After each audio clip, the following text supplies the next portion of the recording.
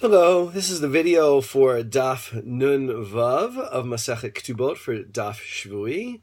I wanted to talk here about the Mishnah and what I think is the pshat of the Mishnah, and yet how the Gemara takes it, and perhaps a little bit about why the Gemara understands the Mishnah in that way. This is something I've done throughout on these discussions, particularly on the videos, is really sort of note the tension sometimes when we have a simple reading of, we can't maybe prove it, but it seems intuitively that that is a simple meaning of the Mishnah, and yet the Gemara, for various reasons, tries to reinterpret the Mishnah in a different way, or reinterpret really any other source in a different way. And sometimes when we see later interpreters directing interpretation into a certain direction, we can sense what their goals are. In other words, we're not just academically, or the Talmud is not just academically interpreting the Mishnah, it's interpreting it tangentially in order to direct the halacha, or at least the theory behind the Mishnah in a particular way. So specifically, I want to address the Mishnah that we had way back on Nun Dalet on page 54.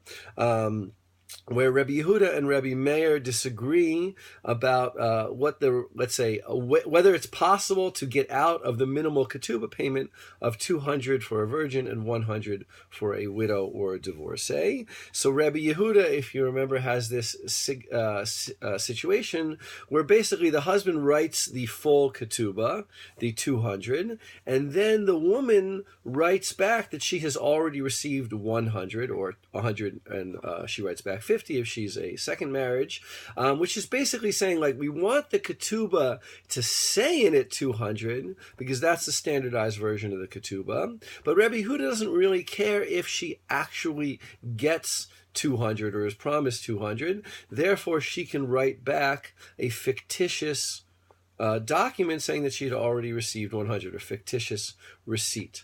Now, Rabbi Meir says no.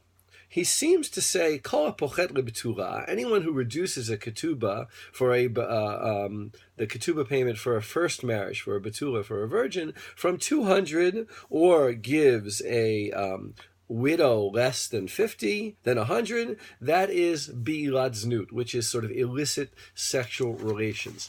It sounds like the pshat of the Mishnah is that it works. In other words, he can actually give her a ketubah of less than 200. He would now owe her less than 200, and yet his any sexual relations he has with her is really improper, illicit. We might use the word fornication here, but it is something that is not the proper means of sexual relations within the framework of marriage. But the Gemara on Nun Vav says, even if, right, kol hapochet, even if it's with a stipulation, and this stipulation is not valid, and she still receives the 200, it's still considered fornication. And now we have to shift the meaning of what is problematic about this arrangement over here. It's not that she's actually going to get less than 200. By law, and we learned this in the 4th chapter, she is going to get 200 no matter what the case is. However, the very fact that he's sort of treating the relationship as something that he's paying less for, cheaper, right? And I don't mean to cast this in a light of prostitution. What I mean to say is it's a relationship where he's not promising that should he decide to divorce her or should he die, she will be well protected. She has what the Gemara has, something called lo samcha data. She's concerned. She can't rely on the fact that she will be properly taken care of.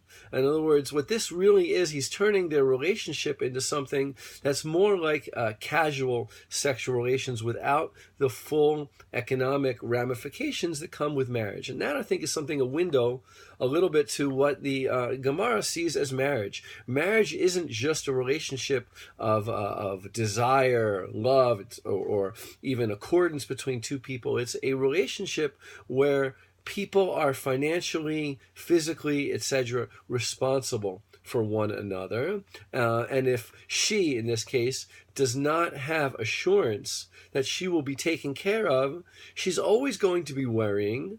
And that, in a sense, is really not what marriage is all about. Marriage is not about a relationship where one partner has to constantly be concerned that the other partner will not be taking care of them. And therefore, it's what the Gemara deems bi'ilat znut, which maybe in our context over here, I would translate as something like casual sex, something without a commitment.